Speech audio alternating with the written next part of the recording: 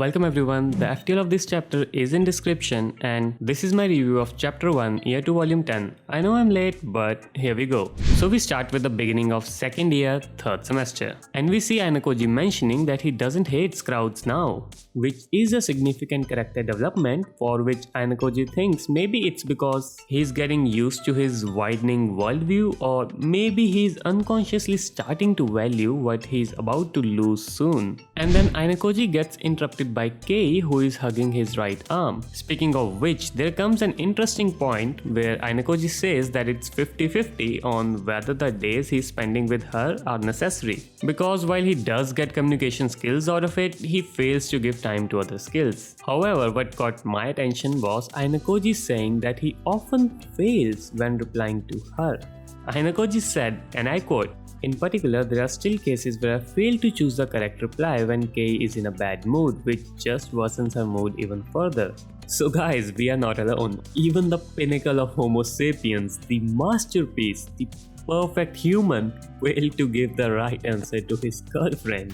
So next time when your girlfriend gets in a worse mood because you didn't choose the right answer, just know guys, just know that you can't do anything about it because you don't have a girlfriend.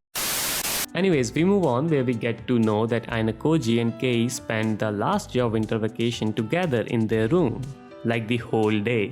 And there's no need to say where things lead to when people of opposite genders spend a lot of close time together. For the record, these are his words, not mine, but he's damn right, which means, well, they did the stuff. Coming back to the present, they went to the classroom together, arm in arm, and this has a significant effect on Sudo, who was actually worried about Ayanokoji because apparently 2 first years were caught committing an act of illicit relationship on a roof. And before we go further, let's just think about it for a second. 2 first year students received punishment because a third party spotted a couple committing an act of illicit relationship on a roof.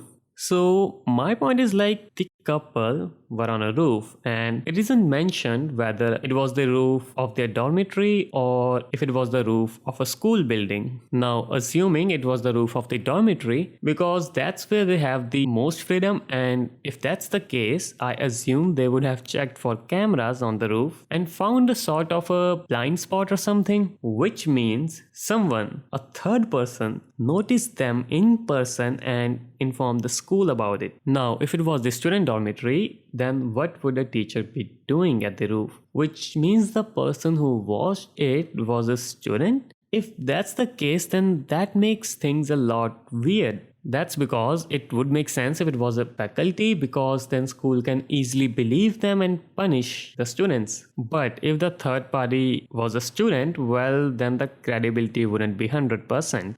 How would they confirm that what this student said is not a made-up lie? The 2 couples can easily argue that this is a lie because the student wants to deduct class points from their class by punishing them through a false complaint. And it wouldn't be someone from the same class because why would they do that to their classmates, as it will hurt the whole class through the class points deduction. And so the school will be in a predicament about who to believe. And since in this case they did punish them, they need to have a proof against that too. So did the third person took their photo as a proof? It's not impossible, but it's weird because then for the complaint you will need to submit the photo as a proof, and the photo is of 2 minors, so that's not how things should go. I mean, what do you guys think happened? Let me know in the comments about your thoughts on this incident.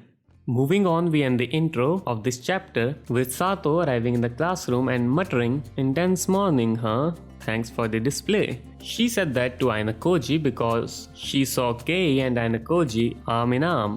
Well, jealous much, huh? I mean, she was also arm in arm with Ayanokoji once, and now she is waiting for her turn. A turn that will never come back. Unlike the hair clip that Ichino sister.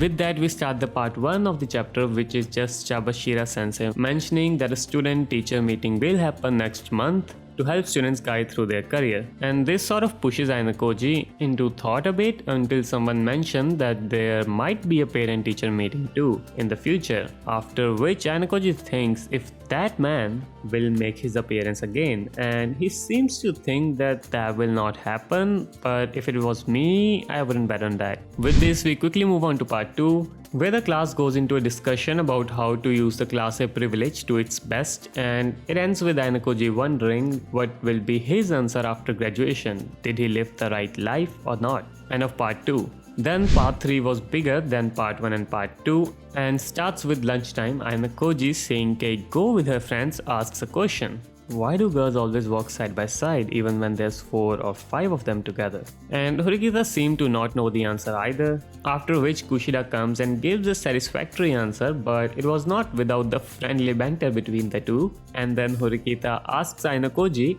if he would let her treat him to lunch, which I don't think I need to say has never with pure intentions. And well, what does Ayanokoji do? He accepts it. Later on, it's revealed that it was an invitation to taste Ibuki's bento, which Horikita hid on purpose. And honestly, this whole part of Ayanokoji, Horikita, Ibuki and Kushida banter, I really like that a lot. Like, it was refreshing and enjoyable. I'm sure you all like those moments as well, so let me know which was your favorite moment from part 3. And this ends the chapter 1 after a short part 4, in which Ayanokoji was watching some kind of show on TV, and the main thing in this part 4 was that Ayanokoji actually bought a sketchbook shortly after he enrolled in the school, but he never drew anything on it, and today too he didn't because he couldn't come up with anything. So what do you guys think this moment signifies? I have some thoughts, but I will leave it up to you for now. So do let me know your thoughts in the comment section for this chapter, and I will see you all